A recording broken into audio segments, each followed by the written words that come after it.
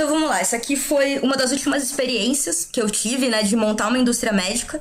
Eu trabalhava numa empresa que era a 3D Criar, por isso que chama 3DC, já não trabalho mais, não tenho mais nenhuma relação comercial nem nada com a empresa. E comecei a atender lá algumas indústrias médicas, eu fazia tanto implementação de laboratório quanto desenvolvimento de projetos. Então chegava, por exemplo, uma universidade, um hospital ou uma indústria que já existia aqui no Brasil e queria fazer um serviço de pesquisa e desenvolvimento, que eu vou mostrar para vocês nos dados ali também, como esse número caiu no Brasil. Eu tinha uma empresa que eu atendia que era de dispositivos cirúrgicos também, eles fabricavam dispositivos cirúrgicos aqui no Brasil. E aí eu fiquei muito próxima do engenheiro de pesquisa e desenvolvimento. E, inclusive, depois ele veio trabalhar na mesma empresa que eu acabei roubando o cara deles.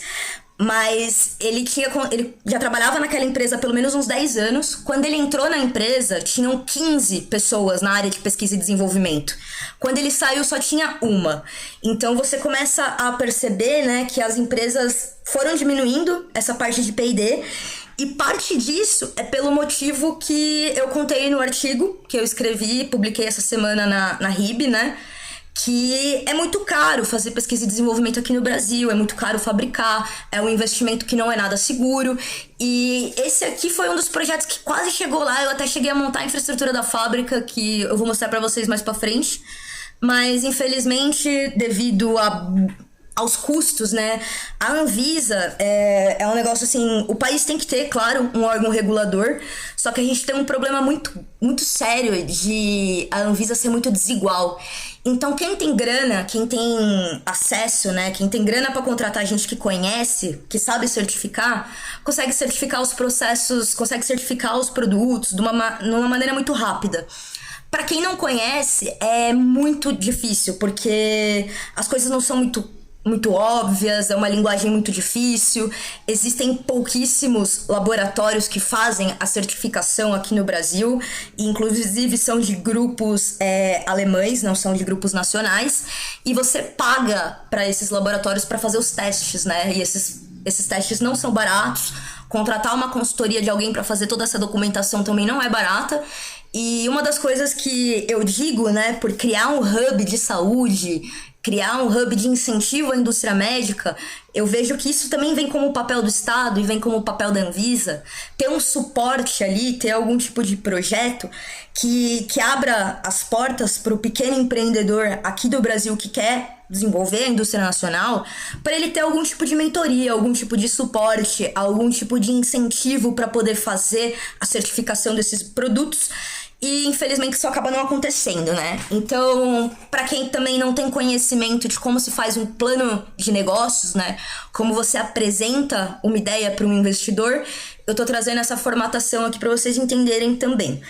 Então, quando a gente vai fazer um plano de negócios, a gente parte primeiro da análise de mercado. Então, o que é essa análise de mercado?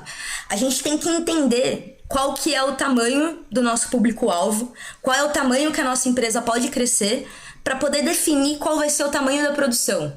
Então, isso também tá no artigo lá da RIB, eu explico, tem uma continha lá que eu explico por que a gente tem que saber o tamanho desse mercado, pra gente poder definir o investimento, né? A gente vai investir numa indústria que vai produzir 3 mil daqueles dispositivos, ou numa indústria que vai produzir 30 mil. E isso vai influenciar no preço, isso vai influenciar... em toda a cadeia de produtos, né? Então, pra gente ter uma ideia de como funciona esse mercado, eu trouxe aqui os procedimentos cirúrgicos mais realizados no Brasil. Então, a gente tem, em primeiro lugar, cirurgia de catarata. Em segundo lugar, cirurgia de vesícula. Em terceiro, cirurgia de varizes e hérnia de disco. Aí, se vocês tiverem curiosidade, eu peguei alguns dados aqui do DataSUS, aqui. Peguei no DataSUS alguns dados, aqui fiz uma grande pesquisa nesse DataSUS e a gente tem a quantidade aqui em números, né, por estados. Eu peguei por estados do país quais são as cirurgias mais realizadas. Então, quando eu falo para vocês que a gente tem que entender a necessidade daquela população, é justamente por isso. Se a gente pega um Brasil um Brasil com o território que ele tem, a gente vai ter grandes diferenças da necessidade do sistema de saúde. E a necessidade, a gente conhecer o sistema de saúde, a gente conhecer o tamanho desse sistema e como ele funciona em cada estado, é fundamental para poder desenvolver aquela indústria, para a gente poder ter uma indústria que vai ser economicamente saudável e que principalmente vai gerar empregos para aquela região. Então eu vou dar um exemplo para vocês. A gente pega Alagoas. A cirurgia mais realizada ali por ano é a cirurgia por mês, né? É a cirurgia de catarata. Aí a gente pega aqui, não sei o que é gallbladder, eu acho que é vesícula. A gente pega a Bahia, que tá ali do lado. Deixa de ser catarata para ser cirurgia de vesícula. E assim vai mudando, né? A gente pega aqui, por exemplo, em São Paulo é catarata, no Tocantins é hérnia inguinal. Então, cada cidade tem a sua característica, né? Então, aqui eu peguei essas principais cirurgias que a gente tem e fui separando pela quantidade que é realizada. Então, olha que coisa louca. Você pega aqui em Minas Gerais, você tem ali... Eu não lembro se isso é por mês ou se é por ano, mas é legal para ver a discrepância. Você tem 29 mil cirurgias de catarata. Se você pega o Paraná, você tem 42. Então, vamos pegar varizes aqui, ó. Minas, Sistema de Saúde de Minas... tem uma grande demanda também, mas é a quantidade de população que mora lá. Aí eu tenho alguns outros dados que eu levantei também, de quantos bilhões de consultas médicas, de procedimentos cirúrgicos, de procedimentos médicos são realizados no Brasil, no sistema privado. Vocês podem ver que são números enormes. Por quê? Para justificar que existe um mercado. Então, demanda tem. Não tem como falar, não vai ter para quem vender. É inviável fazer. Porque aqui no Brasil, além da gente ter esse grande mercado, né, essa alta demanda nacional, a gente ainda tem a América do Sul, né? A gente tem a capacidade de exportar. Então, separei aqui os mercados, né, as indústrias que mais dão dinheiro aqui no Brasil. Vocês podem ver que a odontologia é o mercado que mais movimenta dinheiro dentro do mercado da saúde aqui dentro do Brasil. E vou voltar... Depois eu posso até disponibilizar, vou botar no meu site aqui essas planilhas, que aqui tem tudo, cara, tem tudo assim que é gasto, né? Então se você tiver alguma ideia, isso aqui é muito importante também, isso aqui é muito importante, porque são os hospitais públicos, né? Então, além da gente ter o convênio médico, a gente tem aqui o tamanho desse mercado em dinheiro, em potencial de mercado. Então, só para cirurgia de catarata, né, que é o mercado que eu estava estudando, nos hospitais públicos tem uma capacidade de movimentar em dinheiro anual 365 mil, nos hospitais anual não, mensal. Nos hospitais privados, 857 mil, nas universidades médicas. Então, cara, a gente tem um mercado muito grande e esse é um dos motivos dele ser prioritário. Ele é grande porque ele tem um retorno financeiro, ele tem um retorno social e ele é essencial para a sobrevivência do nosso país, né, das pessoas da nossa nação. Então vamos lá, aqui mostrando como está dividido, né, como são concentradas as cirurgias de cataratas no Brasil, as cirurgias de varizes, a cirurgia de vesícula e a de hérnia inguinal e atroplasia, né, que é a cirurgia de joelho, que também é uma das mais realizadas aqui no Brasil. E em todas elas, Minas Gerais é um mercado absurdo, né, um mercado muito grande, tem uma demanda muito grande. Então isso aqui mostra algum tipo de problema, né, a gente investigar o que está acontecendo ali em Minas Gerais, que as pessoas estão fazendo mais cirurgias do que no resto do mundo, inclusive no resto do país, inclusive em em estados que são menos populosos, né? Então aqui vamos analisar a fila de espera do SUS, né? Então, além de isso é um outro indício de que há um mercado e que tem uma grande necessidade desse mercado crescer, porque a gente tem filas de espera. Então, a infraestrutura que a gente tem atualmente aqui no nosso país, isso são dados, gente, lembrando que isso são dados de 2018, muitos anos antes da pandemia, né? Muitos meses antes da gente imaginar que ia ter pandemia aqui no Brasil. Então, a fila de implantação de DIU é uma das maiores que tem, aproximadamente 100 mil pessoas na fila. A cirurgia de catarata, cirurgia de vesícula, varize, hérnia e a cirurgia de joelho, que são as que têm maior incidência no país.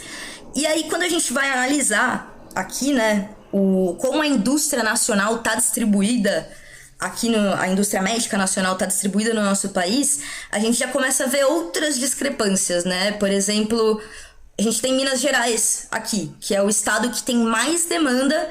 Se tem mais cirurgia, obviamente ele tem mais demanda de insumos médicos. Então a gente já vê que a indústria médica não está concentrada em Minas, ela está concentrada em São Paulo. Então ela já tem uma ineficiência aqui, né? Já tem um problema de logística, um gasto a mais de logística, porque muitas coisas vão ter que sair de São Paulo, a maioria dessas coisas vão sair de São Paulo para ir para Minas Gerais. E a concentração também é um problema, né? Olha aqui o nosso Manaus, por exemplo, que tem o polo industrial, que tem a Zona Franca de Manaus, só tem 2,7% da indústria médica brasileira. E isso se deve também à falta de uma malha ferroviária, né? Aí aqui a gente tem alguns dados de como, pré-crise, né? São dados pré-crise de como estava crescendo a indústria médica aqui no Brasil, como estava variando o faturamento, né? Como essas empresas estavam crescendo.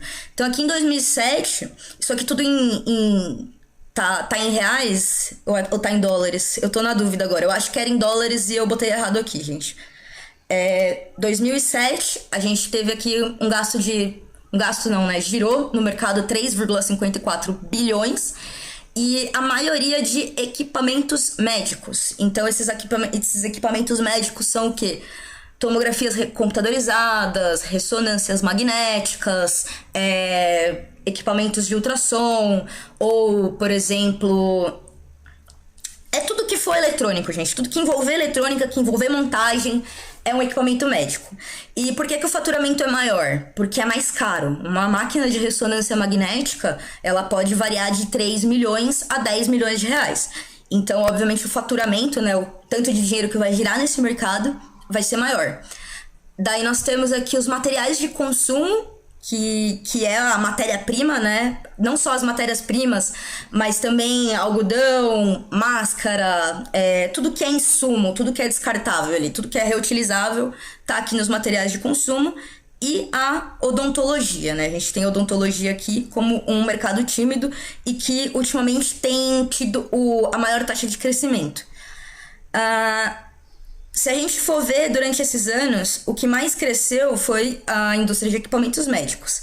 A gente teve aqui que, em números absolutos, entre 2007 e 2014, a indústria médica brasileira cresceu quase 80% em amplos setores, e todos esses 4 setores aqui, eles podem se beneficiar, por exemplo, pelo uso de novas tecnologias como a impressão 3D, que é algo que eu vou trazer mais pra frente pra vocês, pra falar exclusivamente de como a impressão 3D pode ser utilizado para o crescimento da indústria médica.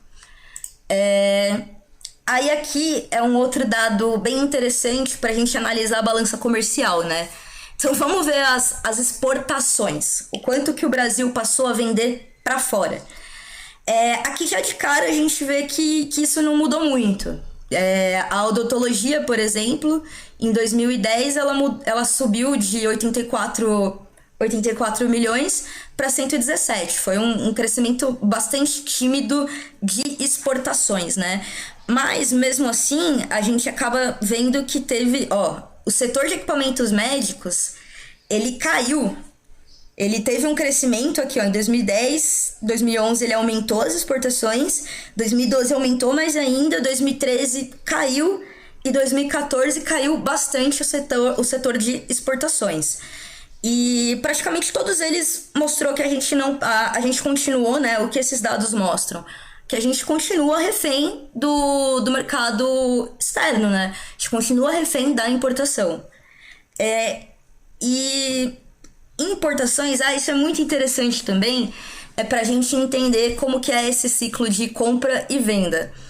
Então a gente exporta, que tipo de coisa a gente exporta? Muitos materiais de consumo, que são materiais de consumo, são commodities, né?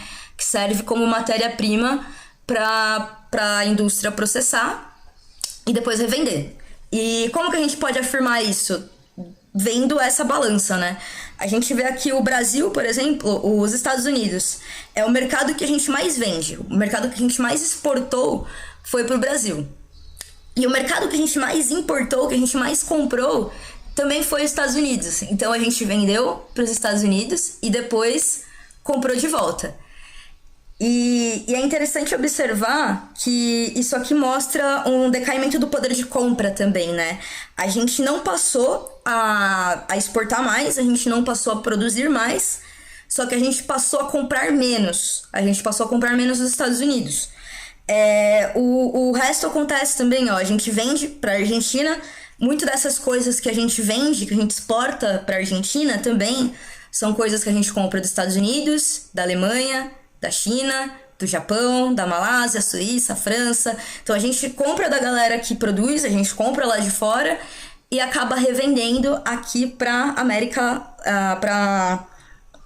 para América Latina, né? E aí a gente tem alguns lugares...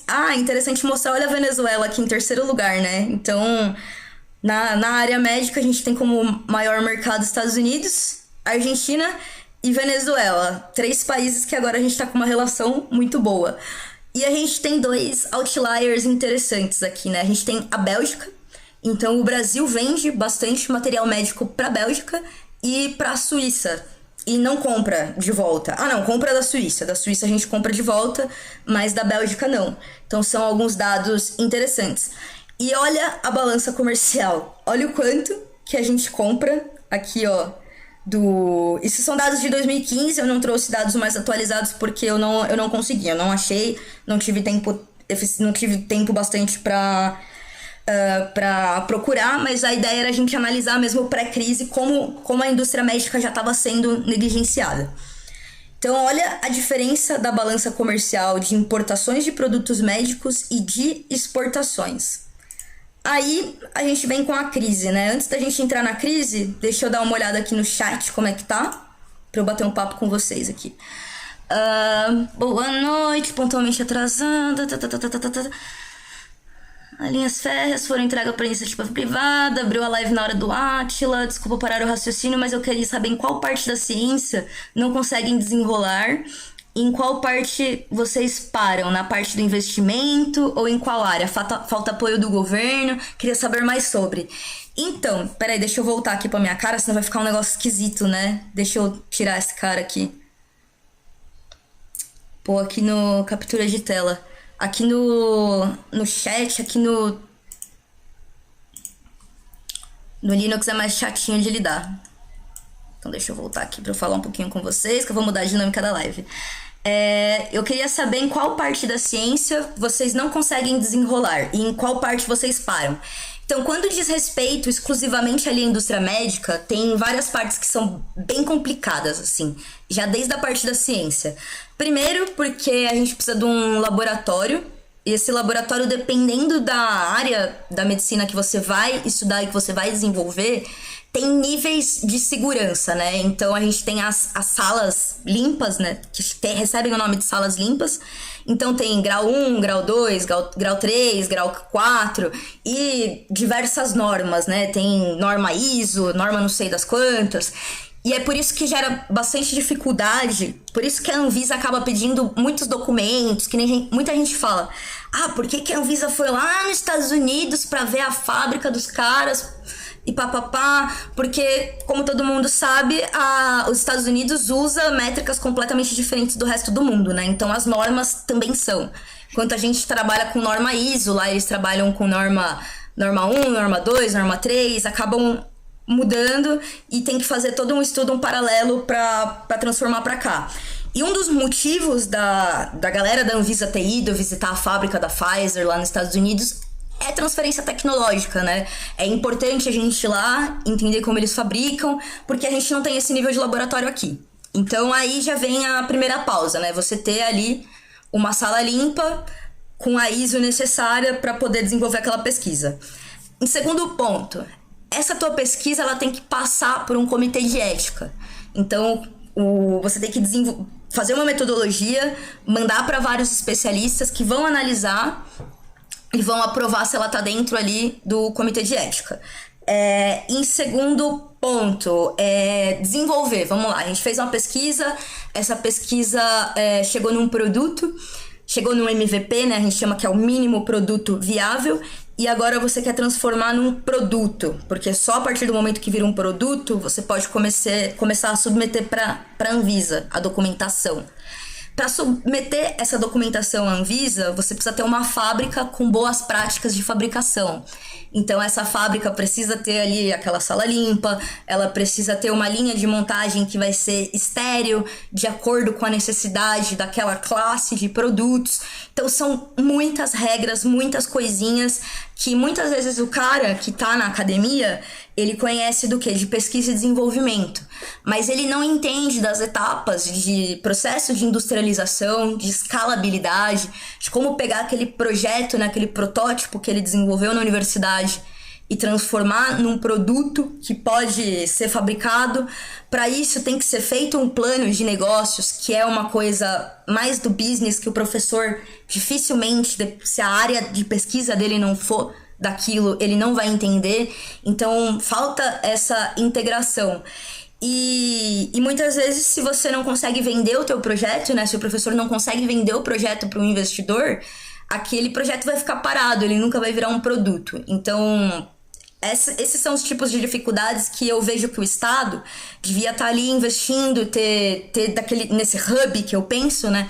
Ter uma infraestrutura que vai ajudar principalmente quem sai da universidade, né? O pesquisador a fazer aquilo virar uma indústria que vai gerar empregos. De conseguir, também estou em busca de investidores para minha startup, Processo Cruel.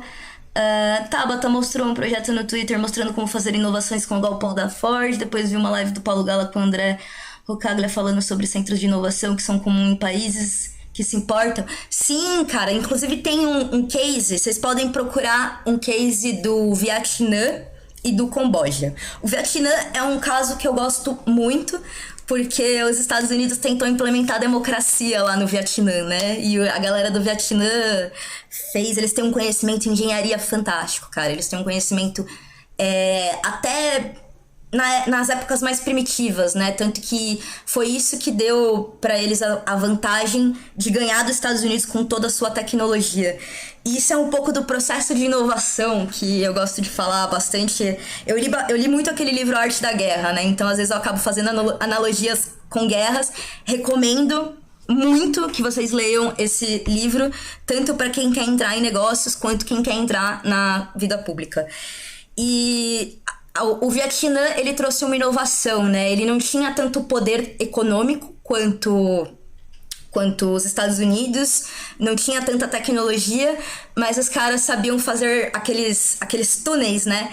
Então, com esses túneis, eles conseguiram vencer dos Estados Unidos, botar os americanos e a democracia deles para correr de lá.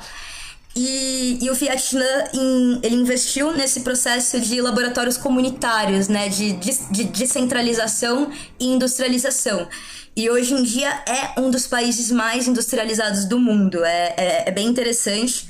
A gente vai falar um pouquinho de inovação mais pra frente, que é um pouquinho mais complexo. A gente tem que entender mais dos processos industriais e dos custos.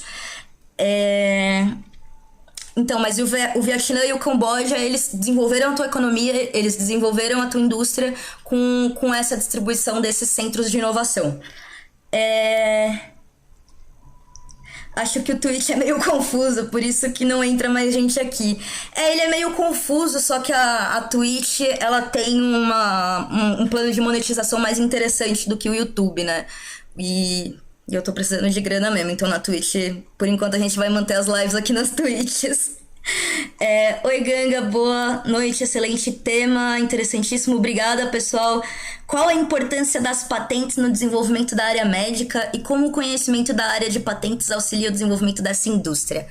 Cara, a patente é um dos motivos. A patente, eu sou anti-patente, né? Já vou começar falando que eu sou anti-patente.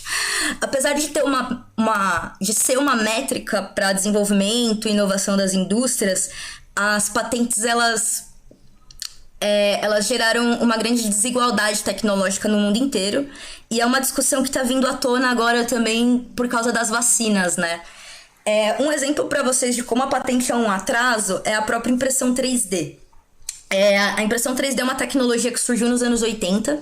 Ela foi patenteada ali por duas empresas que gastaram muita grana, né, que investiram naquilo, e a máquina ficou absurdamente caro. Eles não conseguiam, eles tinham que vender, eles não conseguiam vender, o preço era muito grande, ninguém comprava.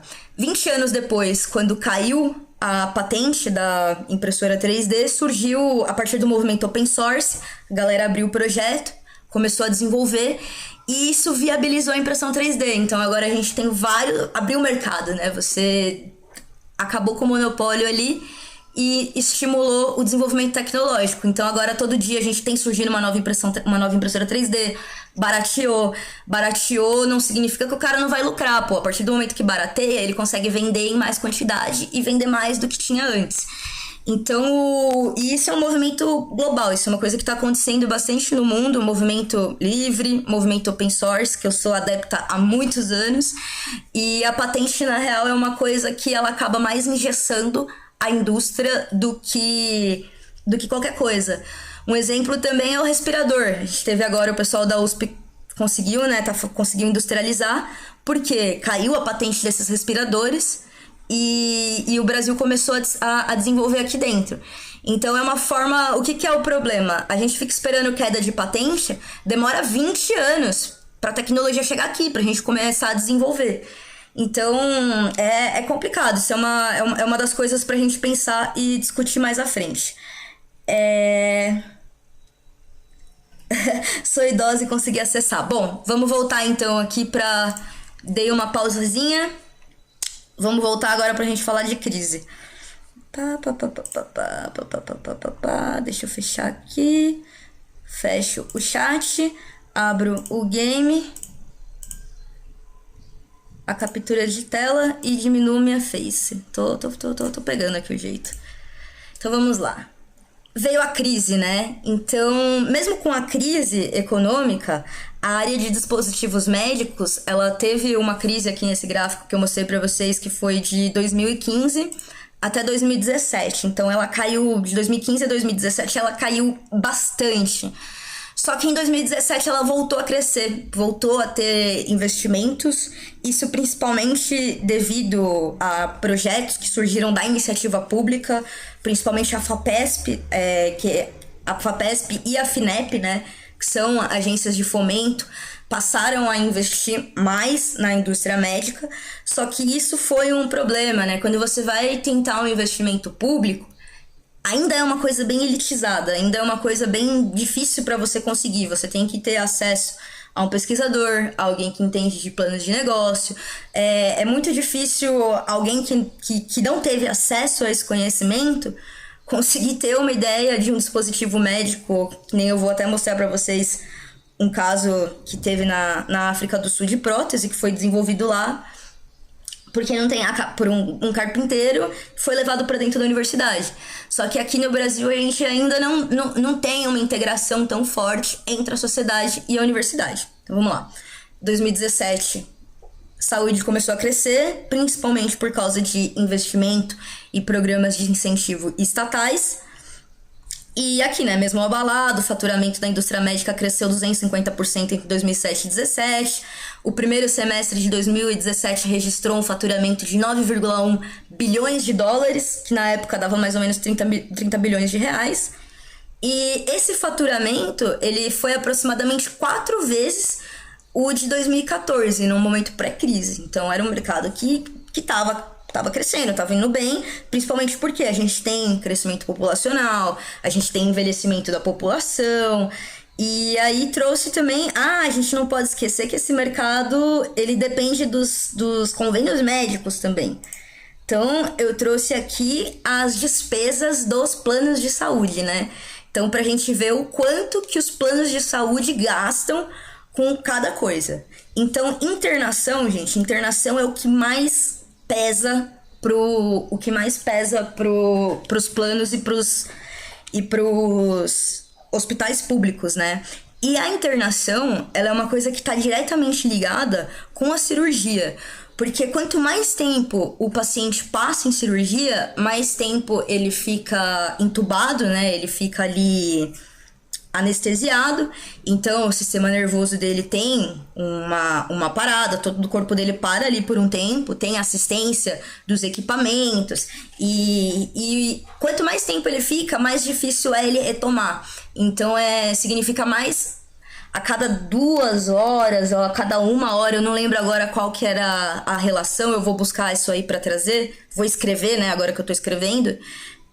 Mas a cada 1 ou 2 horas que o paciente fica em cirurgia sob anestesia geral, é mais um dia de internação que ele pega ali no hospital, né? E mais um dia de internação são muitos custos, porque a gente tem ali mão de obra, a gente tem o leito que não é barato, energia elétrica para manter os equipamentos, processo de esterilização, tudo isso coisas que são bem caras. Então, e como que a gente consegue diminuir esse tempo de internação dos pacientes e gerar economia no sistema como um todo? Produzindo dispositivos médicos, mais dispositivos médicos, mais dispositivos cirúrgicos, trazendo mais tecnologia para diminuir a infecção hospitalar, por exemplo, que eu vou mostrar mais para frente para vocês, um dos casos que gera infecção hospitalar. Tudo isso pesa nas contas na balança. Aí a gente tem os exames complementares, olha, os exames, aqueles equipamentos caríssimos de ressonância, de contraste, tudo aquilo ainda dá metade dos custos das internações. As consultas médicas, que é mais barato ainda que os exames, as consultas ambulatoriais, né, que ali é o pronto-socorro, que é baixíssimo custo, e os demais procedimentos, né? Ah, não, desculpa, o pronto-socorro é aqui, ambulatorial é outro. Então, a gente tem a ambulatorial é clínico médico, né? E as consultas médicas em pronto-socorro. Então, olha a diferença que tem, né, de internação com consulta. É realmente muito grande o custo. E aqui são os procedimentos, ou eu repeti? É provável que eu tenha repetido. Ah, tá. Aqui é na saúde privada e aqui é...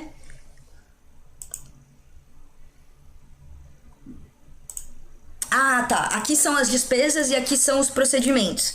Então você vê que... Olha que coisa louca. Olha quantos exames são realizados. 797 milhões de exames realizados na rede privada. E olha o custo deles, 28 bilhões, muito inferior ao custo das internações. Quando a gente pega aqui as internações, olha quantas, são 8 milhões. 8 milhões de internações realizadas no ano de 2016 foram responsáveis por 59 bilhões de despesa para os convênios médicos. É um negócio absurdo, absurdo. E aqui a oportunidade, né? Que é a segunda fase que a gente traz ali do plano de negócios. Primeiro a gente mostra a análise do mercado. Dentro da análise do mercado a gente traz o problema, né? Então trouxe aqui para mostrar para o investidor qual que é o problema que a gente tem na saúde pública e a oportunidade. Então como que a gente pode... Nossa, aqui tá com pó, minha rinite é sensível. E a oportunidade, como que a gente pode melhorar como a gente pode trazer uma solução, né? Então, indústria médica, vamos lá. Um exemplo é como a impressão 3D pode ajudar na medicina aqui a desenvolver a indústria médica. Então, essas aqui são as áreas que a gente pode aplicar a impressão 3D dentro da medicina para reduzir custos. Então, a gente tem ali, desde o desenvolvimento de coisas personalizadas, que a indústria não consegue fazer em larga escala, moldes. Esse aqui é um procedimento bem interessante, que a gente pode imprimir. Cara, isso aqui também é um caso de absurdo da Anvisa. Eu conheço uma galera, eu acho que a empresa deles está ali mais pra frente, que eles desenvolveram essa metodologia aqui no Brasil, né? Então, eles pegam uma tomografia computadorizada, vou até dar um zoom aqui para vocês verem melhor. Eles pegam uma tomografia computadorizada da cabeça do paciente, que teve algum acidente, perdeu alguma parte do crânio. Inclusive, isso aqui foi desenvolvido no CTI Renato Archer, Instituto Federal de Pesquisa aqui em São Paulo. Aí, como não tem impressora de metal, não tem nada dessas tecnologias que os gringos têm, os caras tiveram... Qual que foi a sacada? Fazer um molde, esse molde fazendo um material esterilizável e moldar em metal, né? Em metal não, moldar em cimento cirúrgico, que é o polimetilmetacrilato, PMMA, é um dos materiais médicos mais usados no mundo, que ele é como se fosse um cimento, ele é chamado de cimento médico. Então, moldar, e com isso, esse cimento médico pode ser esterilizado e implantado no paciente. Essa empresa conseguiu registrar a metodologia deles no FDA. Não conseguiu, até hoje, registrar na Anvisa. O que eles fizeram? É uma empresa de uns conhecidos meus. Eles saíram do Brasil, montaram um escritório em Miami e não atendem o Brasil. Então é um outro problema, que essa burocracia, essa dificuldade, acaba tirando o investidor, né, o empresário brasileiro, para ele abrir uma empresa em outro país e desistir de fornecer para o nosso país. É um negócio muito louco. Aí lá nos Estados Unidos eles estão trabalhando agora, né? Eles conseguiram investimento, estão lá em Miami, conseguiram uma impressora de metal. Então a gente consegue fazer outros tipos, né? E tudo personalizado, não é solução de gaveta. E por que isso é interessante? Porque a gente consegue descentralizar. A gente consegue trazer uma solução mais eficiente, que vai dar menos problema de encaixe na hora da cirurgia, porque o que os médicos fazem atualmente, né? Você tem uma solução que você compra PMG, é que nem roupa, porque é desenvolvido em larga escala, para ficar mais barato. Compra o PMG, e aí lá durante a cirurgia que ele vê ali se vai encaixar, se não vai, o que ele tem que fazer, de cortar, de lixar. É um processo bem complicado mesmo, e isso faz o quê? Leva mais tempo o paciente ali sob anestesia geral. Esse mais tempo que o paciente fica sob anestesia geral é mais tempo que ele vai ficar internado. E não só isso, o custo de uma sala cirúrgica é por hora, porque é caro também manter uma sala cirúrgica. Você tem que estar com várias coisas ligadas, é oxigênio, é monitoramento, é monitoração dos pacientes, é o tanto de pessoas que estão trabalhando ali, e fora que você diminuindo esse tempo, né? Você diminuindo esse tempo de cirurgia, você consegue trazer mais eficiência, você consegue diminuir a fila e atender mais pessoas. Então, o cirurgião, ele faz isso, ele tem que fazer ali uma gambiarra na hora, tem que moldar a parada na hora e colocar ali na pessoa, né? Seja na cabeça, no nariz, seja onde for a cirurgia. E fora isso, é mais propenso do corpo da pessoa acabar não aceitando aquele dispositivo. E não aceitando aquele dispositivo, ela vai ter algum tipo de complicação hospitalar e ser internada. Pode ter algum tipo de infecção também. Então tudo isso acarreta em vários custos. E a impressão 3D, por exemplo, ela é uma tecnologia que permite desenvolver coisas personalizadas em baixa escala, em bem menor custo do que se a gente fosse fazer um processo tradicional de industrialização, né? Então é uma oportunidade bem interessante. Inclusive aqui no Brasil eu fiz uma lista das empresas que trabalham com isso. Eu vou mostrar para vocês aqui mais pra frente. E é uma galera que tá conseguindo crescer bem. É um mercado que tá com pouca concorrência e com bastante necessidade. Além disso, a gente consegue fazer dispositivos médicos em geral, que nem, por exemplo, você tem uma impressora 3D num hospital, que isso já é realidade. Eu, inclusive, lá no Rio Grande do Sul, eu já implementei em 2 hospitais lá, no HCPA e no Hospital da Universidade de Ciências da Saúde de Porto Alegre. Os 2 hospitais têm lá impressoras 3D, porque imagina, tem a falta de um equipamento. Foi coisas que a gente inclusive viu acontecendo agora na pandemia, né? Teve falta, equipamento que estava quebrado, instrumento médico que estava em falta. Então, como tem todo o ciclo de compras, todo o processo de logística, todo o tempo para aquilo chegar, até aquilo chegar as pessoas vão morrer. Então, com impressora 3D, você consegue desenvolver in-house, até mesmo... Não precisa ser dentro de um hospital, né? Pode ser um centro de impressão 3D que tem na cidade, que presta atendimento a todas as clínicas, a todos os hospitais. Outra forma, modelos anatômicos. Aqui, inclusive, tinha uma época que eu fiz bastante serviço, fazia uns freela para um médico do sírio-libanês, que ele fazia cirurgia de próstata. Então, eu fazia modelos anatômicos para ele fazer a cirurgia de próstata. A gente pegava a ressonância magnética da próstata do paciente, eu reconstruía em 3D, né, usando inteligência artificial, reconstruir esse exame no computador. E também usando inteligência artificial, a gente consegue identificar a região que tá o câncer ali na próstata. Com isso, eu consigo fazer um modelo que eu imprimo em 3D num material biocompatível, um material médico, que ele vai poder levar para dentro da sala de cirurgia para poder fazer aquele procedimento. E como que ele usa aquela peça impressa em tamanho real com aquele tumor? A cirurgia de próstata lá no Sírio, por exemplo, ele faz com um robô, né? Um braço robótico. Então, ele não tem acesso no paciente, porque é um negócio muito delicado, tem muitos nervos ali na região da próstata. E aí o robô é mais preciso. E aí, se ele cortar algum nervo a mais, acaba com a vida sexual ali do paciente. Ferrou. Então, com esse biomodelo, com esse modelo impresso, ele consegue saber certinho ali onde está o câncer, né? Onde ele tem que retirar, onde está o tecido que ele tem que tirar, onde estão as ramificações nervosas, para poder fazer um procedimento mais seguro.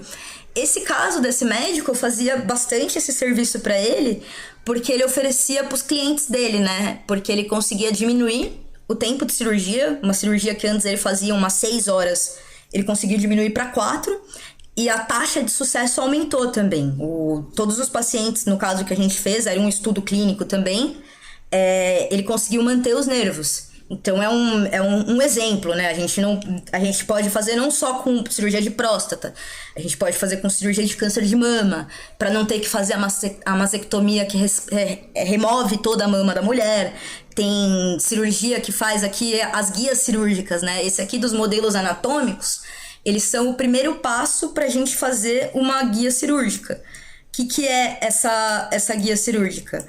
Você consegue fazer o procedimento cirúrgico de forma virtual e gerar uma guia que é como se fosse um gabarito, tá vendo? São gabaritos que, para deixar o procedimento cirúrgico mais rápido, o médico ele só vai encaixar ali em cima e vai vir com a broca, vai vir com o corte, como se fosse na indústria tradicional. Isso traz agilidade, traz segurança e, consequentemente, toda uma diminuição ali na cadeia de custos. E a outra... Ai, minha sinusite, minha rinite tá muito forte, a gente tá com muito pó aqui no escritório. E ai, gente, que tá coçando. Aí a gente tem aqui também as órteses e as próteses, né? Pra quem não sabe a diferença, a prótese é algo que se substitui a função do membro. Então, o Lula, por exemplo, que perdeu o dedo, ele precisa de uma prótese pra substituir. Aí a gente tem eu, por exemplo, caí, não perdi a perna, mas meu joelho ficou ferrado. Tive que botar uma parada no meu joelho pra ajudar no movimento, pra ajudar na locomoção. Então isso é uma órtese. Galera que tem tendinite, põe aquela paradinha no braço. Aquilo é uma órtese. Uma prótese é quando você perde o braço e aí tem que colocar uma prótese. Vocês já devem ter visto também que a parada de tendinite é PMG. Sempre você vai pôr, não fica legal, você fica mudando, é um negócio que incomoda. Então, com o protocolo ali de manufatura aditiva, a gente consegue fazer uma parada personalizada ali pro teu tamanho e descentralizada, que é um negócio que eu amo, e efetivo, né? Mais efetivo, mais seguro e que vai acarretar, no fim das contas, a menos gastos no sistema de saúde. Deixa eu consertar aqui, eu aumentei isso aqui, deixa eu voltar ele pro lugar. Ai, queria beber uma água. Mas eu não vou gritar aqui pro Renato trazer uma água pra mim, não. No Brasil, sim, esse aqui foi a pesquisa que eu fiz sobre as empresas, né, que já estão entrando para essa área de planejamento 3D, planejamento cirúrgico, todas essas áreas que eu apresentei para vocês, que elas já estavam consolidadas no mercado em 2017, que foi quando eu montei esse material, né. Então a gente já tinha uma quantidade interessante de empresas, e são empresas que dependem também de indústrias para fornecerem e que precisam de mão de obra especializada, porque, poxa, hoje em dia, quem, além dos 50 engenheiro biomédico formado lá na Unifesp que sabe fazer esse tipo de procedimento. Então a gente tem que conseguir expandir esse conhecimento para acabar também com o corporativismo, né? Para diminuir o custo, para democratizar o acesso a essas tecnologias. A empresa tá aqui, essa aqui é a galera da Bioarchitects que conseguiu a Anvisa lá fora do Brasil e não conseguiu aqui no Brasil ainda. Conseguiu, quer dizer, o FDA e não conseguiu ainda. Aí aqui eu trouxe algumas empresas, né? E o que eles fazem aqui no Brasil. Se vocês tiverem conhecimento, não é public post. Se vocês quiserem fazer public post, eu tô precisando de dinheiro também. Mas é mais para mostrar, para vocês conhecerem também a tecnologia e quem são, que pra mim, se os caras estão se metendo a fazer tecnologia aqui nesse país, os caras são herói. Então eles merecem ser exaltados e merecem ser mostrados sim. Estão lutando aqui, né? Então a gente tem a Strauma, aí os caras dizem que tem, consultei no site da Anvisa, isso aqui era o balanço que eu tava vendo, né? Como que tava a tramitação ali, como que tava sendo a burocracia da Anvisa para poder liberar. Atualmente eles já conseguiram. Então eles usam aqui, eles fazem essa guia de implante de dente, né? Que hoje em dia é uma parada muito cara, é uma parada que gera muito problema, não é qualquer um que pode fazer. Então com esse protocolo 3D, a gente consegue fazer essas guias e trazer agilidade para o sistema. A outra é essa OdontoScan, que eles também fazem biomodelos, guias e relatório de imagem. A galera da Bioarchitects, que fica aqui em São Paulo, que eles fazem biomodelos e simuladores. Eles desenvolvem esses simuladores aqui para as universidades, que é um ramo muito legal também, até porque eu não sei se vocês sabem, mas atualmente as universidades têm falta de cadáver. É muito difícil, assim, você tem que fazer, para o seu cadáver ser utilizado pela ciência, você tem que fazer um processo em vida, assinar lá na universidade, falar que você quer que o teu corpo seja doado para uma universidade, e cada vez menos pessoas fazem isso, então tá ficando cada vez mais difícil ter cadáver nas universidades. E aí a gente tá entrando agora no mercado dos simuladores, né? Implante, aqui também os caras conseguem fazer implante personalizado, guia, tudo para a área de bucomaxilo. Vocês vão ver que é tudo mais ou menos para a área de odontologia. O resto do mercado ainda não cresceu tanto. Aqui é uma para equipamento para cirurgia oftalmológica. Então os caras também estão entrando com esse planejamento cirúrgico para a cirurgia de oftalmologia. Protótipos 3D, biomodelos também. DDS Pro, esse aqui é muito legal, gente, é um software nacional para fazer planejamento cirúrgico, que a maioria é um produto muito caro, gente. Software para fazer planejamento cirúrgico de odontologia é muito, muito caro, é tipo uns 40 mil anuidade do software. Além de você ter que ter o software, você tem que ter um scanner 3D que custa mais 200 mil reais. Então é um negócio muito caro mesmo. Aí a gente tem a DDS Pro, que é nacional, e os caras vieram com um software de 4 mil reais. Então chega inovando, né? Aquela ideia da inovação. Como que você vai quebrar a perna dos caras? Eles cobram em outras coisas, eles cobram serviço. Aquilo que eu falei pra vocês, a gente aqui no Brasil é refém do serviço e não da indústria. A gente tem aqui o Grupo Fleury, que é a galera mais rica aí, que tá fazendo também algumas coisinhas. A Brain Lab, que é para poder fazer cirurgia guiada no cérebro. CPMH é da hora, é uma empresa de Brasília, uma empresa que eu pago um pau, assim, eles já estão há bastante tempo aqui no Brasil. Eles já eram uma indústria médica de equipamentos cirúrgicos, então eles produzem aqui, eles têm CNC, eles têm injeção, eles têm uma planta industrial legal para fazer produção em série, e eles abriram um mercado ali em 2017, eles foram pioneiros, né, de abrir um mercado no digital. Então hoje em dia eles são a empresa maior desse ramo, que tem um protocolo interessante, e eles trabalham também com usinagem e fundição, que são processos industriais. Customize, biomodelo também. E o Smart Mold. O Smart Mold é aquele molde que eu falei pra vocês, né? Biomechanical Engineers Bio, que é uma galera daqui de São José dos Campos. e 3D Med também, que faz... Você vê que eles todos fazem praticamente a mesma coisa. Por quê? Provavelmente era uma empresa só, a galera foi contratando gente, a galera aprendeu e cada um foi abrindo o seu negócio, ao invés de abrir num novo segmento. Tipo, um cara, eu vou me especializar em rim, eu vou me especializar em fígado, eu vou me especializar em pulmão. Não, todo mundo abriu buco-maxilo, todo mundo abriu no mesmo mercado. É que nem hamburgueria, né? Hamburgueria e barbearia.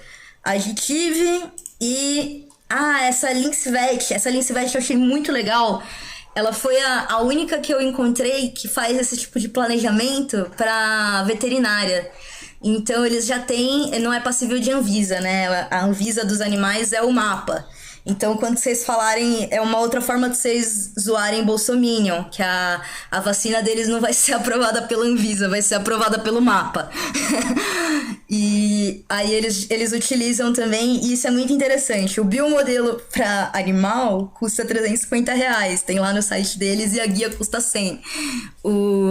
Para humano a galera esconde o valor, mas a hora que você vai ver, você pode botar um zero a mais aqui na brincadeira. Odontoy, olha só, esse modelo é meu, miséria.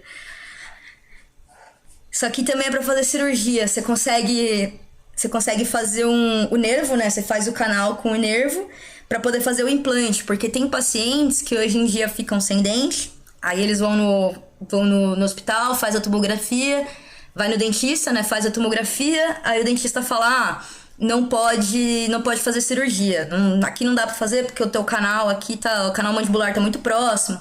E esse é um canal, gente, que se acontecer alguma coisa, a pessoa pode morrer na hora, é um negócio cabuloso. Então a gente consegue fazer um modelo que você vê onde fica o canal, né? Você vê certinho, e a guia cirúrgica para encaixar por cima e fazer o teste antes da cirurgia para ter certeza que não vai pegar o canal do nervo do cara. E levar isso para pessoas que não poderiam, né? Porque, ficar sem dente é complicadíssimo. Bioparts, tem aqui uma galera, e o share dos segmentos, né? Que foi o que eu falei para vocês, os segmentos de odontologia, de medicina digital, que até a galera tem chamado agora de saúde 4.0, aqui é como tá mais ou menos dividido esse setor aqui no Brasil. A maioria focado, né, em odontologia, traumatologia e esses outros mercados aqui que tem a explorar. O que tem a explorar tem para crescer. Experiência... Deixa eu tirar o nome da empresa, senão me processa, gente. Então, o que tem a oferecer, né? Que era o plano de negócio que eu tava fazendo para a empresa, que eram os produtos que a gente podia oferecer. Então, tratamento personalizado para esses pacientes, desenvolvimento de dispositivos médicos.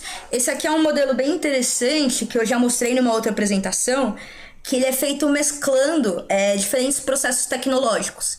Então ele tem algumas partes que é tamanho PMG, que é feito com um processo industrial tradicional em alta escala, e tem algumas peças que são personalizáveis, que a gente consegue mudar o tamanho, que é, por exemplo, essa peça azul, essa peça preta aqui. E isso aqui é interessante porque, por exemplo, para criança, a criança está em crescimento. Então, ao invés de você ter que trocar todo aquele produto, a clínica, o hospital, a indústria, ela vai reimprimindo só as peças de reposição para poder montar. Esse aqui é um dispositivo para pesquisa, ele é um simulador de deficiências. Então ele simula ali como se o teu corpo fosse um corpo de uma pessoa com já 70 anos. Então a gente consegue fazer tanto dispositivo médico para fim clínico, quanto para fim de pesquisa, de experiência, de ensino.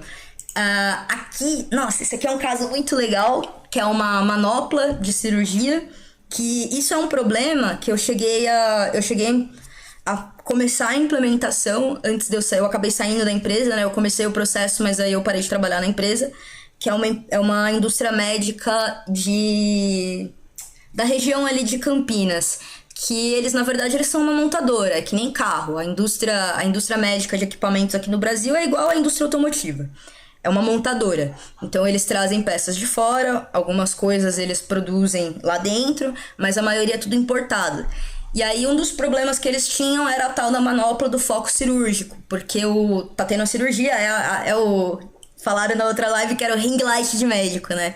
Porque ele tá tendo ali a luz, que tá tendo a cirurgia, ele muda o foco dependendo do que ele quer ter mais eficiência.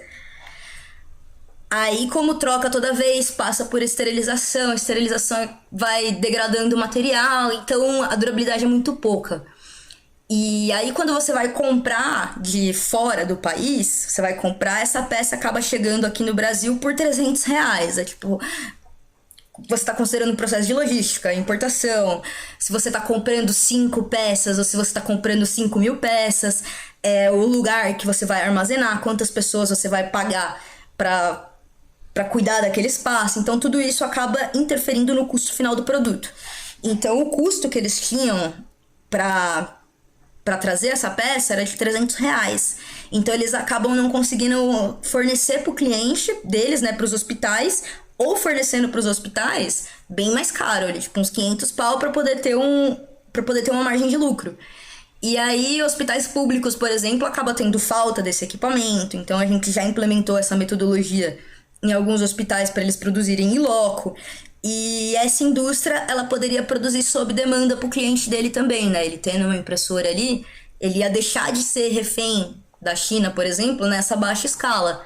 Até ele chegar no momento, né, para ele ir crescendo a produção. A impressão 3D, ela vem como um start, para você não precisar montar uma fábrica de 3 milhões de um dia para noite. Ela vem como um investimento de 40 a 100 mil reais para começar um negócio em baixa escala que vai ser viável. Então, por impressão 3D, o custo de material que essa brincadeira tinha era de R$ 4. A hora que você colocava lá todo o processo, todo o payback, né, o retorno do investimento, saía para uns 40. Geralmente você põe um zero a mais, saía para uns 40. Então, um produto que ele oferecia por 500 pau ali pro cliente dele, ele vai poder oferecer por uns 100, entendeu? E com isso, ele começa a vender mais, ele começa a ter mais demanda. Com isso, ele começa a caminhar para ter uma autonomia e finalmente botar uma injetora dentro da indústria dele. Outro tipo de aplicação é ensino e pesquisa. Aqui é para poder ter na Universidade de Medicina, para poder ter no ensino médio, no ensino fundamental.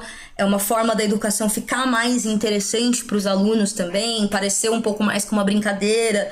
Então a gente consegue fazer puzzles. Esse aqui, por exemplo, é um puzzle para poder colocar, né, as barrinhas, tudo de plástico. É uma forma de ensinar anatomia, de ensinar a ciência mais na prática. E esse aqui é o produto que eu desenvolvi, né, que inclusive a gente até submeteu pedida de patente, que foi um processo de engenharia reversa.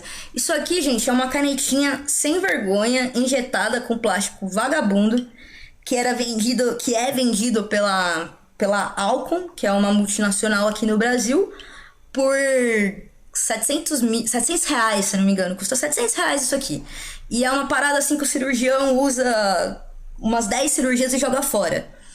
Aí eu fiz uma engenharia reversa nesse equipamento e desenhei alguns modelos 3D, né? Então eu peguei o projeto na mão, medi ali com paquímetro, achei os erros, achei todos os problemas identificáveis ali e montei aqui fiz a engenharia reversa desses dispositivos para cirurgia. Com isso, consegui produzir nacional, no laboratório, com menor custo e um produto melhor, sabe? Um produto que o cirurgião ele não ia usar... Obrigada, Rê. Que o cirurgião não ia usar só por 10 cirurgias e jogar fora.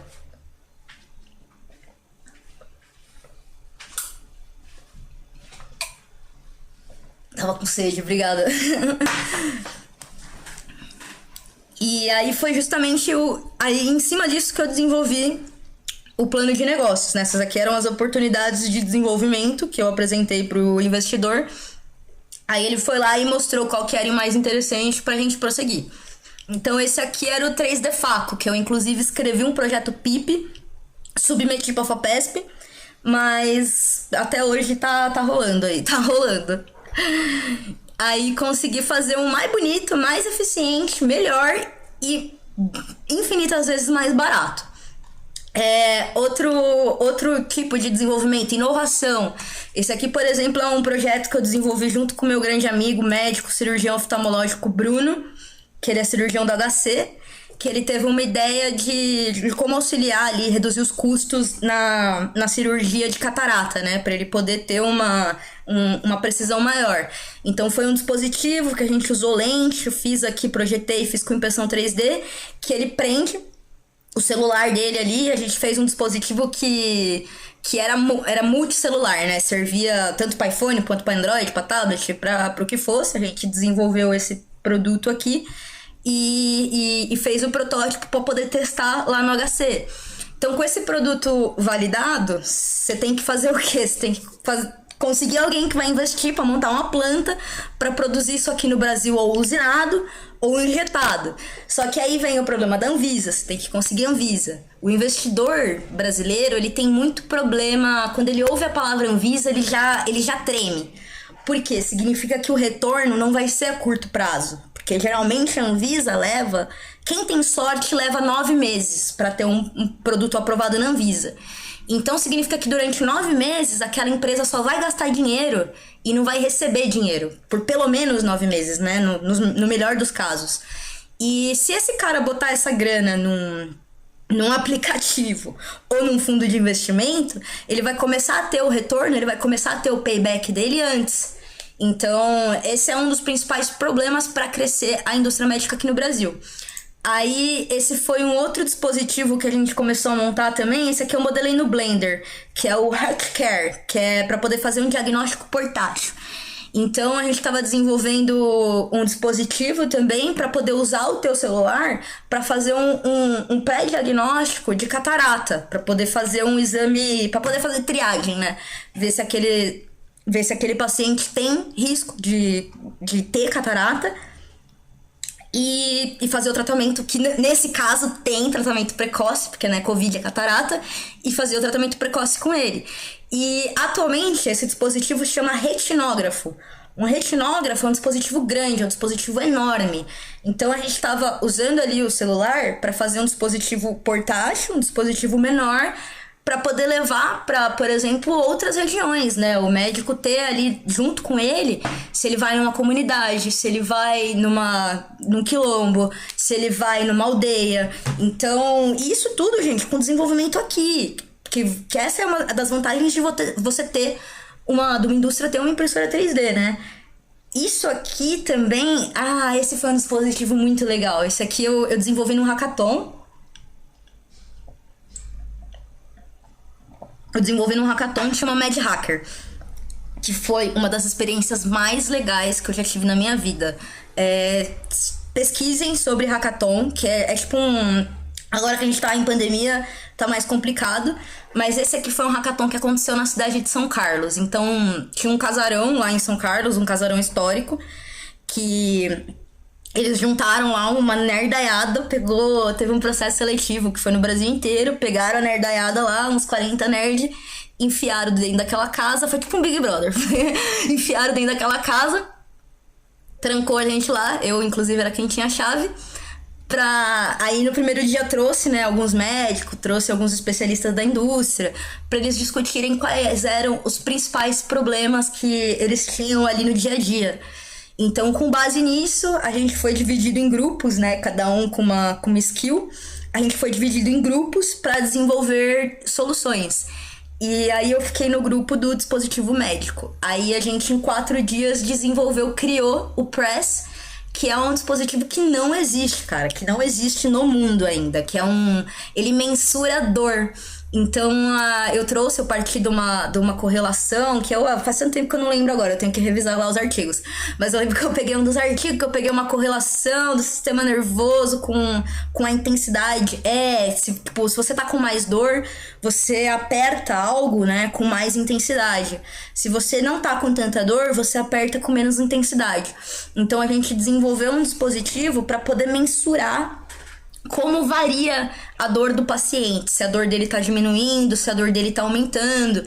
E isso é essencial no pós-cirúrgico de qualquer cirurgia, para você ver se tá tendo algum tipo de coisa errada, né? E esse dispositivo também é um dos meus sonhos, é um dia nacionalizar isso aqui, transformar num produto, porque é um MVPzão, principalmente porque é um dispositivo que é, inclusive, aberto ao desenvolvimento de patente, né? Um negócio que foi produzido em 4 dias, com principalmente todos estudantes de universidade pública e escolas públicas também. Outro, cara, olha esse projeto. Quando eu olhei esse projeto, eu desacreditei. Mas isso aqui é um DIU pra poder evitar gravidez, né? E esse aqui é um projeto que chama Bearina IUD. É um projeto social que acontece em algumas comunidades lá do continente africano para evitar como controle de natalidade, para evitar que as meninas novas tenham muitos filhos. Como vocês viram, até aqui no Brasil a fila de DIU é muito grande. E o DIU, o negócio dele é o cobre. O cobre, ele libera íons que são espermicidas. Então ele mata o esperma e acaba impedindo o desenvolvimento de uma gravidez. E essa moeda de 1 centavo de dólar, ela é feita de cobre. Então, se ela fica ali dentro do organismo, ela libera ela libera esses íons de cobre. Então, eles fizeram esse projeto aqui que é impresso em 3D. Ele é impresso em 3D, num material biocompatível e implantável. E essa moeda que foi esterilizada, foi limpa e o caramba, e implanta isso dentro de pessoas, cara. Eu fiquei em choque, assim. Eu fiquei horrorizada quando eu vi isso. Só que aquilo funciona. Não sei, até aí a gente vê onde vai. É um dos motivos que a gente precisa de uma Anvisa aqui no Brasil, entendeu? Esse é um dos motivos pra não chegar aqui no Brasil e começar a implantar moeda de 1 centavo dentro das meninas de menina de 15 anos. Mas não significa que a gente não consiga fazer um DIU eficiente. Esse aqui, por exemplo, é um projeto feito com impressão 3D. A partir desse projeto, a gente chama de contramolde, né? Então a gente consegue tirar um molde e esse molde serve para produzir vários outros DIUs de fato de cobre fundido com um processo mais interessante. E hoje em dia, ter essa peça aqui para a indústria é uma coisa muito cara também. É uma coisa que, com os processos tradicionais, é produzido na China, tem toda a questão de logística, e a impressão 3D traz uma diminuição de custos, né?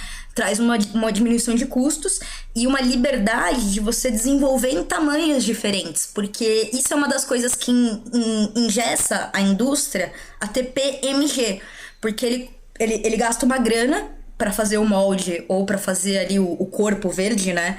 Que vai ser a peça para ele tirar o contramolde, ele gasta uma grana que ele tem que diluir na venda para poder pagar aquele molde. É uns 30 mil a 100 mil.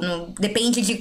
A gente fala quantas cavidades, né? Quantas partes esse molde vai ter para poder desmontar depois, vem da complexidade da geometria da peça. Então esse aqui é um dos modelos que... Isso é uma outra aplicação da impressão 3D pra gente começar começar devagar, né? Com baixos custos fixos e crescendo. E só que aquilo precisa de força política dentro da Anvisa, gente. Precisa ter contato com a Anvisa, precisa levar isso pra eles, precisa mostrar pra eles que essas metodologias são novas, que já são desenvolvidas em outros lugares do mundo. E pra isso, e tudo isso é politicagem. Você precisa ter contatos, você precisa estar lá dentro. Esse aqui é uma outra aplicação muito legal também, gente. Muito legal, que é meu sonho fazer um dia. E eu nunca consegui nenhuma indústria que quis arriscar em fazer isso. Mas lembra aquele biomodelo que eu mostrei pra vocês lá atrás? A gente pega aqui, ó, o joelho da pessoa, desenvolve no software uma prótese de joelho personalizada, feita pra ela, imprime ali em 3D e faz o mesmo processo de fundição. Faz ali o mesmo processo de fundição, você consegue ter uma prótese personalizada. Isso aqui também, né? Novos desenvolvimentos de produto, um láparo 3D. Então isso aqui é para uma cirurgia de estômago, que é um dispositivo que foi completamente prototipado, desenvolvido em 3D e feito num material que tem um biomaterial que tem segurança para ser utilizado numa cirurgia, por exemplo. Aí aqui eu nem lembro o que que é. Eu tinha feito algumas projeções aqui de faturamento. Só que essas projeções aqui eu não sabia projetar mercado direito ainda. Então elas são meio fuleira. Deixa eu ver se eu tenho mais alguma coisa. Ah, sim. Isso aqui eu queria mostrar pra vocês uma outra coisa, né? Sobre o mercado. A gente tem a ABMED em São Paulo, que é a Associação Brasileira das Indústrias Médicas, e a gente tem também a ABIMO, que é a Associação Brasileira das Indústrias Médicas e Odontológicas. A ABMED é a associação maior. Ela tem atualmente 190 empresas, e essas 190 empresas, elas são responsáveis por 65% do faturamento do setor, sendo que é um setor que conta com... Oi, caramba! Cadê? Sendo que é um setor que conta com mais de 13 mil empresas aqui no Brasil. Então aqui a gente vê um pouco do corporativismo, né? Da má distribuição de renda que a gente tem aqui no Brasil. Aí aqui E a participação no PIB, né? O setor de produtos para a saúde, ele participa só de 0,6% do PIB brasileiro. É uma quantidade absurda para um mercado tão grande. Qualquer outra coisa que eu... Ah, não, isso aqui é outra aula que eu vou dar para vocês. E isso aqui... Ah, tá, isso aqui eu queria mostrar pra vocês. Esse aqui depois eu já manjava mais, né? Depois de muito tempo ali, você vê que a 3DC Med mudou, já tinha logo, já tinha parado. Então eu já tinha aprendido um pouquinho mais de plano de negócio, de análise financeira, de modulação de business. Então eu trouxe uns dados mais interessantes. Mas antes de entrar, eu vou ver como é que tá o chat. Vou parar de falar um pouquinho pra beber aqui e conversar um pouquinho com vocês. Deixa eu trocar aqui de tela, perguntar, né, ver o que vocês estão achando dessa live. Estou falando muito rápido. Deixa eu ver aqui. Gente, meu nariz tá coçando demais.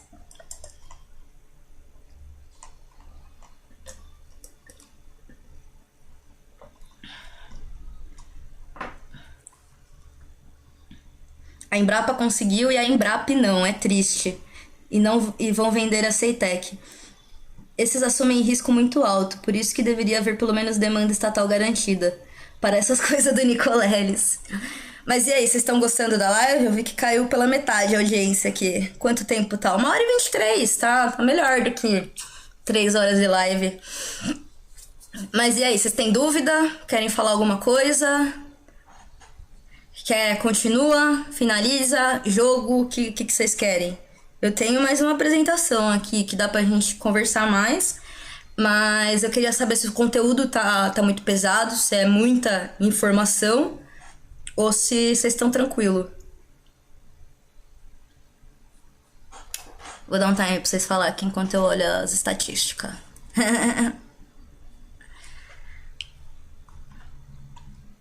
Nada? Nem um beijinho, manda um beijinho pra mim então no chat, gente. Ó, já que vocês estão quietos, eu vou assumir que é pra eu continuar, então, que é pra tocar o pau. Tô gostando do conteúdo, que bom. Então...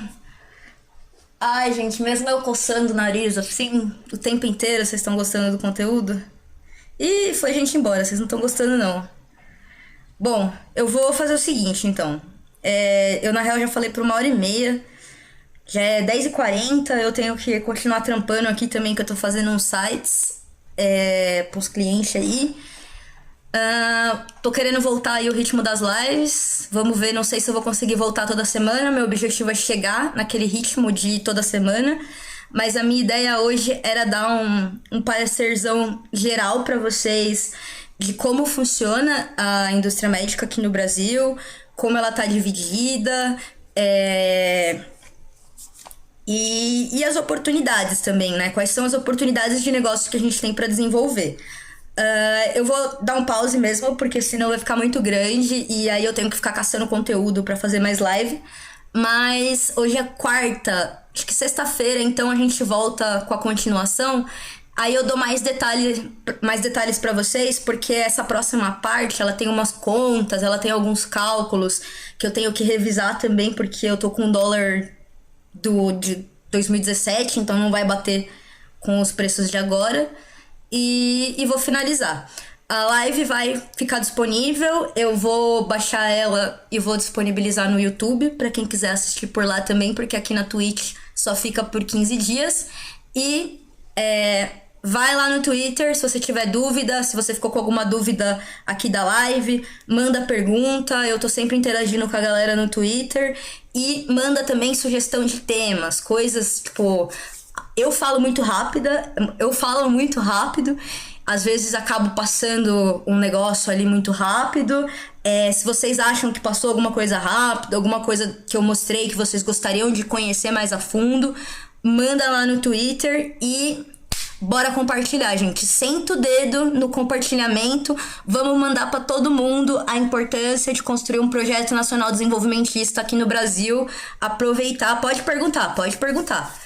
A importância da gente desenvolver um projeto nacional desenvolvimentista, principalmente para a indústria médica, como isso de fato vai afetar na geração de emprego e renda no Brasil, que a gente tem que gerar cada vez mais conteúdo para mostrar para essa molecada que o projeto neoliberal não é uma saída, que o projeto neoliberal é onde colocou a gente nessa situação da gente depender tanto do mercado externo, da gente ser tão sensível à variação do dólar e que não adianta, que a gente não vai enriquecer botando dinheiro na bolsa, entendeu? Não é assim que a gente vai enriquecer, e não é assim que a gente vai enriquecer um país, e não é assim que a gente vai acabar com os problemas aqui da nossa sociedade.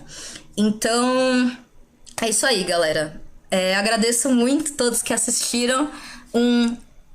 Um grande beijo pra vocês e eu vou ficar trabalhando, mas eu continuo lá no Twitter. Vou encerrar aqui. Falou! De nada, gente. É um prazer apresentar pra vocês. É um prazer.